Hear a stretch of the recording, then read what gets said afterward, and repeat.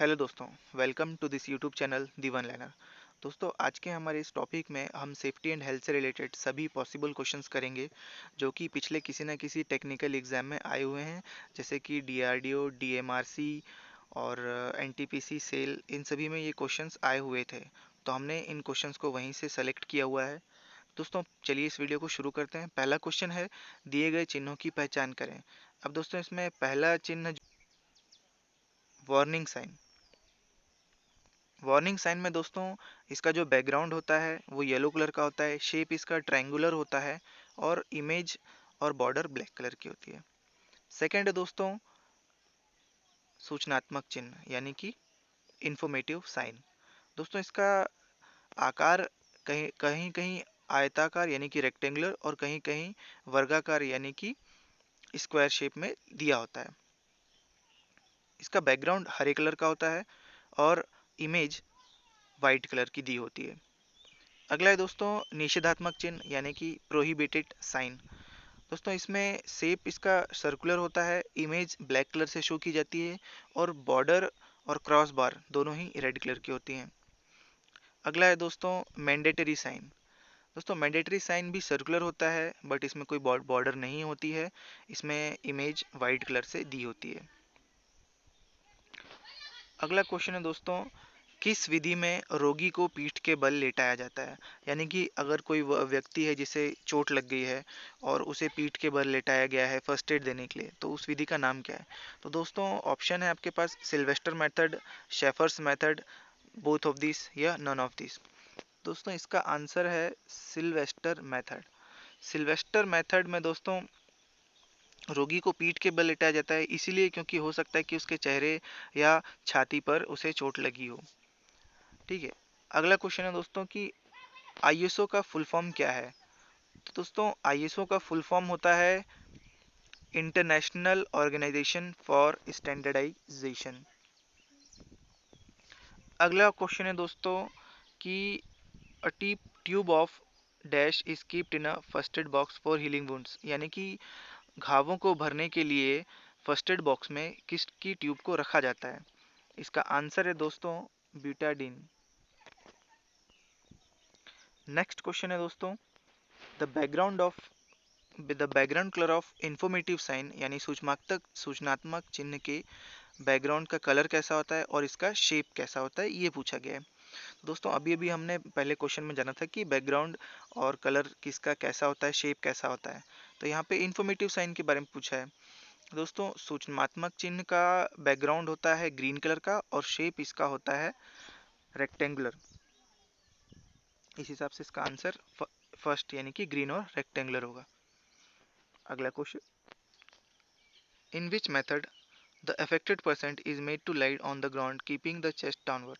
यानी कि किसी घायल व्यक्ति को जब प्राथमिक उपचार दिया जाता है तो उसे छाती के बल लेटाया गया है, तो उस मेथड को क्या कहा जाएगा। तो दोस्तों, छाती के बल लेटाया गया है यानी कि वो शेफर्स मेथड है। सिल्वेस्टर मेथड में रोगी को पीठ के बल लेटाया जाता है। अगला क्वेश्चन है, which fire extinguisher is suitable for extinguish electrical fire. यानी कि बिजली के द्वारा या विद्युत उपकरणों में लगी आग को बुझाने के लिए किस प्रकार के अग्निशमक का यूज किया जाता है। तो दोस्तों, इसका आंसर है हेलोन टाइप। दोस्तों, हेलोन टाइप में हेलोन एक टाइप है, इसके अंदर और भी फायर एक्सटिंग्विशर्स आते हैं, जैसे कि इसके अंदर आता है CCl4 यानी कि कार्बन टेट्राक्लोराइड, और एक और होता हैगा BCF यानी कि ब्रोमो क्लोरो डाइफ्लोरोमीथेन। ये हेलोन टाइप के प्रकार हैं। अगला क्वेश्चन है, which of this easiest method of artificial respiration. यानी कि जब हम किसी व्यक्ति को रेस्पिरेशन देते हैं, जब कोई रोगी सांस नहीं ले पा रहा है, तो इनमें से कौन सा मेथड सबसे आसान होता है। तो दोस्तों, इसका आंसर है माउथ टू माउथ। ये सबसे आसान विधि होती है। अगला क्वेश्चन है, BIS स्टैंड फॉर यानी कि BIS का फुल फॉर्म क्या है। तो दोस्तों, BIS का फुल फॉर्म है ब्यूरो ऑफ इंडियन स्टैंडर्ड। अगला क्वेश्चन है, which of the following sign have both border and cross between painted with red colour. यानी कि कौन सा सिग्नेचर है, कौन सा साइन है जिसकी बॉर्डर लाल कलर की, क्रॉस बार काले कलर की होती है? तो दोस्तों हमने पढ़ा था ऊपर कि प्रोहिबिटेड साइन यानी कि निषेधात्मक चिन्ह जो होता है उसकी बॉर्डर लाल कलर की और क्रॉस आर्म लाल कलर की होती है। अगला क्वेश्चन है दोस्तों, how long is the golden hour, यानी गोल्डन आवर की अवधि कितने समय की होती है? दोस्तों इसका आंसर है 30 मिनट। यानी किसी व्यक्ति को गोल्डन आवर उसे कहा जाता है जब किसी व्यक्ति को चोट लगी हो या वो किसी घायल अवस्था में हो, तो यदि उसे 30 मिनट के अंदर प्राथमिक उपचार दे दिया जाए और किसी तरह उसे हॉस्पिटल पहुंचा दिया जाए तो उसकी जान बच सकती है, इसलिए इसे गोल्डन आवर कहा जाता है। अगला सवाल है दोस्तों, total resistance of human body for dry skin, यानी कि शुष्क अवस्था में मनुष्यों के शरीर का रेजिस्टेंस कितना होता है? तो दोस्तों शुष्क बॉडी में मनुष्य के शरीर का रेजिस्टेंस 70,000 से 1 लाख ओम तक होता है और गीली अवस्था में दोस्तों 1000 ओम होता है। अगला सवाल है दोस्तों, what is smothering in extinguishing fire, यानी कि जब आग को बुझाया जाता है तो उसमें स्मूदरिंग किसे कहा जाता है? तो दोस्तों आग, किसी भी आग को जलने के लिए 3 चीज़ों की आवश्यकता होती है।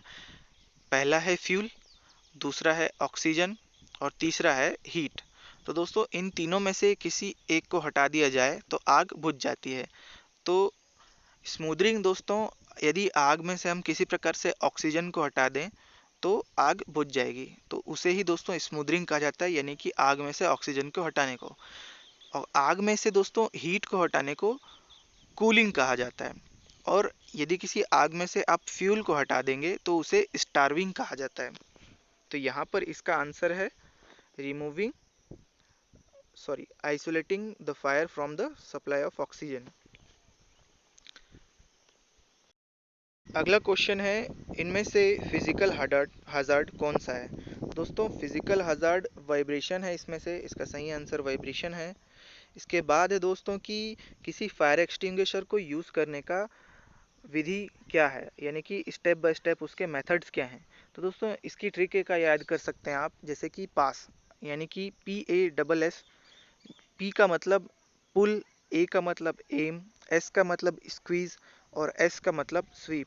पुल मतलब खींचना, एम मतलब निशाना लगाना, स्क्वीज मतलब दबाना, जो कि फायर एक्सटिंग्विशर का लीवर होता है उसे दबाना, और स्वीप का मतलब जहाँ पर भी आग लगी है वहाँ पर उसे हिलाते रहना जिससे आग बुझ जाए। तो इसका सही आंसर है दोस्तों पुल, एम, स्वीप और स्क्वीज और स्वीप, यानी कि पहला आंसर। अगला क्वेश्चन है दोस्तों, which type of fire extinguisher is use for fire and electrical equipment, यानी कि विद्युत उपकरणों में लगी हुई आग को बुझाने के लिए किस प्रकार का फायर एक्सटिंग्विशर उपयोग किया जाता है? तो दोस्तों इसका आंसर है हेलॉन टाइप। हेलॉन टाइप में कौन कौन से और टाइप्स होते हैं वो मैंने आपको पिछले क्वेश्चंस में बता दिया है। चलते हैं अगले क्वेश्चन पे। अगला क्वेश्चन दोस्तों, what is starving in extinguishing of fire? दोस्तों स्टार्विंग का मतलब मैंने आपको बताया था कि किसी आग में से यदि आप फ्यूल को हटा देंगे तो उसे स्टार्विंग कहा जाता है। तो इसका आंसर है removing fuel element from the fire. अगला क्वेश्चन है दोस्तों, which artificial respiration method is to be perform to the victim with injuries on the chest and belly, यानी किसी घायल व्यक्ति को उसके सीने और पेट में चोट लगी है तो आप कौन सा मेथड अपनाएंगे उसे प्राथमिक उपचार देने के लिए? तो दोस्तों जब किसी व्यक्ति को सामने की ओर यानी कि सीने की तरफ चोट लगी होती है तो हम सिल्वेस्टर मेथड यूज़ करते हैं। और यहाँ पर सिल्वेस्टर मेथड का ऑप्शन नहीं दिया है, क्यों? क्योंकि दोस्तों सिल्वेस्टर मेथड को भी नेल्सन मेथड के नाम से भी जाना जाता है। तो यहाँ पर इसका सही आंसर है Nelson arm lift back pressure method. अगला सवाल है, what will the first aid to be given to stop bleeding for the victim, यानी कि किसी घायल व्यक्ति जिसे कि उसे ब्लीडिंग हो रही है तो आप उसे उसे रोकने के लिए कौन सा चिकित्सीय उपाय करेंगे? अप्लाइंग ऑइंटमेंट, यानी कि उसे मलहम लगाएंगे, जो चोट वाला हिस्सा है उसे ऊपर की ओर रखेंगे, covering wound portion by the dressing, यानी कि उस पर पट्टी लगाएंगे, या फिर प्रेशर लगाएंगे जहाँ पर भी चोट लगी हुई है। तो दोस्तों इसका सही आंसर है प्रेशर लगाएंगे जहाँ पर भी उसे चोट लगी है। आप हाथ से या किसी कपड़े से दबा कर रख सकते हैं जिससे कि उसका खून का बहाव रुक जाए या फिर बहुत कम हो जाए। अगला सवाल है दोस्तों, what immediate action should be taken to rescue the victim if is still contact with the electrical power. यानी कि किसी व्यक्ति को जिसे कि इलेक्ट्रिक शॉक लग चुका है और वो अभी भी उस शॉक के कांटेक्ट में है, इलेक्ट्रिकल वायर के कांटेक्ट में है, तो आप उसे छुड़ाने के लिए क्या करेंगे। तो दोस्तों आप अपने अथॉरिटीज़ से बताएंगे, किसी को फ़ोन करेंगे मदद के लिए, या फिर इन्फॉर्म और offer about the electric shock, यहाँ पर ये ऑप्शन फिर से रिपीट हो गया है, या फिर break the contact by switching off the power supply. तो इस व्यक्ति को आप किसी व्यक्ति को आप छुड़ाने के लिए सप्लाई स्विच को ऑफ करेंगे। अगला क्वेश्चन है दोस्तों, which personal protective equipment, short form में पीपीई लिखा है, is use to protect from the fumes. यानी कि धुएं से बचने के लिए किस प्रकार के इक्विपमेंट का यूज़ किया जाता है। तो दोस्तों नोज मास्क यहाँ पर सही आंसर होगा। नोज मास्क का उपयोग धुएं से बचने के लिए किया जाता है। अगला है, how will you diagnose the victim is suffering under cardiac arrest. यानी कि किसी व्यक्ति को हार्ट अटैक आया है, आप कैसे पहचानेंगे। Gets pain in spinal guard, यानी कि उसके पीठ में दर्द हो रहा है। Mouth will be close tightly, यानी कि उसका मुंह अकड़ गया है, ज़ोर से बंद हो गया है। और heavy swelling on his stomach, यानी कि पेट में सूजन आ गई है, या फिर उसके होंठ नीले पड़ गए हैं। तो इसका सही आंसर है दोस्तों, किसी जब व्यक्ति को जब कार्डियक अरेस्ट आता है यानी कि हार्ट अटैक आता है, तो उसके होंठ उसके आसपास के हिस्से पे नीला हो जाता है। अगला है दोस्तों, the fire caused bye would paper cloth that is ordinary combustible material falls under which class of fire. यानी कि दोस्तों कपड़े, पेपर या लकड़ी में लगी हुई आग कौन सी क्लास में, कौन सी कैटेगरी में आती है। तो दोस्तों कपड़े में लगी हुई आग क्लास ए में आती है। इसी प्रकार दोस्तों क्लास बी में जो भी फ्लेमेबल लिक्विड होते हैं जैसे कि पेट्रोल, डीजल, इन्हें क्लास बी में रखा जाता है। क्लास सी में दोस्तों इलेक्ट्रिकल फायर्स को रखा जाता है। कहीं कहीं पर दोस्तों क्लास डी में रखा जाता है इलेक्ट्रिकल फायर को, लेकिन दोस्तों निमी के अनुसार क्लास सी में रखा गया है। और क्लास डी में दोस्तों मेटेलिक मटेरियल में लगी हुई आग को रखा जाता है। अगला क्वेश्चन है दोस्तों, the fire caused by flammable liquid and liquefiable solid such as gasoline, oil, grease, paints etcetera fall. यानी कि जो भी लिक्विड में लगी हुई आग, जैसे फ्लेमेबल लिक्विड में आग लगी होती है जैसे कि पेट्रोल, डीजल, ग्रीस, इसमें इसे किस कैटेगरी में रखा गया है। तो अभी अभी हमने इसके बारे में जाना था, इसे क्लास बी में रखा गया है। अगला है दोस्तों, the fire caused by electrical equipment faults under, यानी कि विद्युत उपकरणों में लगी हुई आग को किस कैटेगरी में रखा गया है। तो दोस्तों इसका सही आंसर है क्लास सी, फायर। नेक्स्ट है, fire to combustible metals such as magnesium, potassium. यानी कि जो कंबस्टिबल मेटल हैं, यानी कि जो धातु हैं, उन्हें किस कैटेगरी में रखा गया है। तो दोस्तों मेटल्स में लगी हुई आग को क्लास डी में रखा गया है। अगला है दोस्तों, water field fire extinguisher are use to extinguish which type of fire. तो दोस्तों पानी से भरा हुआ फायर एक्सटिंग्विशर किस प्रकार की आग को बुझाने के लिए यूज़ किया जाता है। तो दोस्तों पानी से भरा हुआ फायर एक्सटिंग्विशर लकड़ी, कपड़े या पेपर में लगी हुई आग को बुझाने के काम आता है, यानी कि क्लास ए फायर। अगला सवाल है, during the work in industrial area the reason of accident. यानी कि किसी कार्यशाला में काम करते वक्त अगर कोई दुर्घटना हो जाती है तो उसके क्या मुख्य कारण हो सकते हैं। तो क्विकनेस रिगार्डिंग वर्क, यानी कि कार्य करते वक्त जल्दबाजी करना। अनकेयरनेस, यानी कि असावधानी पूर्वक कार्य करना, या बोथ ए एंड बी। तो दोस्तों इसका सही answer both A and B है। और अगला सवाल है, which of the following symbol is represent by white colour on green background. यानी कि ग्रीन बैकग्राउंड के साथ वाइट कलर की इमेज है या सिंबल है, तो वह कौन सा साइन होता है, किस प्रकार का साइन होता है। तो इसका सही आंसर है दोस्तों इंफॉर्मेशन साइन। अगला सवाल है दोस्तों, which of the following fire is related to category B, मतलब कैटेगरी बी में कौन सी फायर को, अग्नि को रखा गया है। तो दोस्तों इसमें रखा गया है ऑयली फायर को। अगला सवाल है दोस्तों, electrical fire in workshop we used, यानी कि विद्युत उपकरण या विद्युत के द्वारा लगी हुई आग को बुझाने के लिए कौन सा फायर एक्सटिंग्विशर यूज किया जाता है। तो इसका सही आंसर दोस्तों सी, CTC यानी कि कार्बन टेट्राक्लोराइड फायर एक्सटिंग्विशर।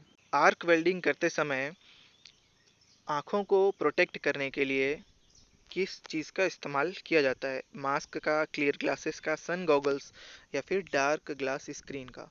तो दोस्तों इसका सही आंसर है डार्क ग्लास स्क्रीन का यूज़ किया जाता है आर्क वेल्डिंग करते समय। नेक्स्ट क्वेश्चन है, मैंडेटरी साइंस आर, यानी कि जो आवश्यक चिन्ह होते हैं वो किस प्रकार के होते हैं। तो इसका सही आंसर दोस्तों सर्कुलर शेविंग है सिंबल ऑन ब्लू बैकग्राउंड, यानी कि वाइट कलर का सिंबल होता है और बैकग्राउंड ब्लू कलर का होता है। अगला क्वेश्चन दोस्तों, मैंडेटरी साइंस आर, यानी कि आवश्यक चिन्ह जो होते हैं वो किस प्रकार के होते हैं। दोस्तों आवश्यक चिन्ह जो होते हैं वो हमारे सर्कुलर शेप के होते हैं। नेक्स्ट क्वेश्चन है दोस्तों, what is the expansion of ABC in first aid treatment, यानी कि फर्स्ट एड देते समय ABC किस चीज़ को रिप्रेजेंट करता है। तो दोस्तों ABC का फुल फॉर्म जो होता है या सीक्वेंस जो होता है वो होता है एयरवे, ब्रीदिंग और सर्कुलेशन, यानी कि सेकेंड ऑप्शन। नेक्स्ट क्वेश्चन दोस्तों, which is the colour code of warning sign, यानी कि चेतावनी चिन्ह के लिए कलर कोड कौन सा होता है। तो दोस्तों चेतावनी चिन्ह ट्रायंगुलर शेप में होता है और ब्लैक ब्लैक कलर में सिंबल बना होता है और ब्लैक कलर की बॉडी होती है और बैकग्राउंड जो होता है येलो कलर का होता है, शेप ट्रायंगुलर होता है। इस हिसाब से इसका आंसर होगा फोर्थ ऑप्शन। अगला है दोस्तों, which material is filled in the halon type fire extinguisher. Halon type fire extinguisher में किस प्रकार का मटेरियल भरा होता है। पहला ऑप्शन है कार्बन टेट्राक्लोराइड, सेकंड है ड्राई पाउडर, थर्ड है ब्रोमोक्लोरो डाइफ्लोरोमीथेन या D both A and B. इसका आंसर है दोस्तों D both A and D. How much voltage is safe for humans, यानी कि मनुष्य कितना वोल्ट तक सहन कर सकते हैं। तो दोस्तों इसका सही आंसर है दोस्तों 90 वोल्ट। 90 वोल्ट तक की सीमा तक का वोल्टेज हम सहन कर सकते हैं। इससे ऊपर होने पर हमें तेज झटका लग सकता है या फिर हम घायल भी हो सकते हैं। क्वेश्चन नंबर 39 और 40 का आंसर आप सभी को कमेंट सेक्शन में देना होगा। इसका सही आंसर हम आने वाली वीडियो में बताएंगे जो कि DC मोटर्स पर होगी और उसमें हम ज़्यादा से ज़्यादा क्वेश्चंस को करेंगे जो कि किसी न किसी टेक्निकल एग्जाम में पूछे गए होंगे। और आपको ये वीडियो अगर अच्छी लगी तो इसे लाइक और शेयर करें और ऐसे ही वीडियोस पाने के लिए हमारे चैनल को सब्सक्राइब कर लें।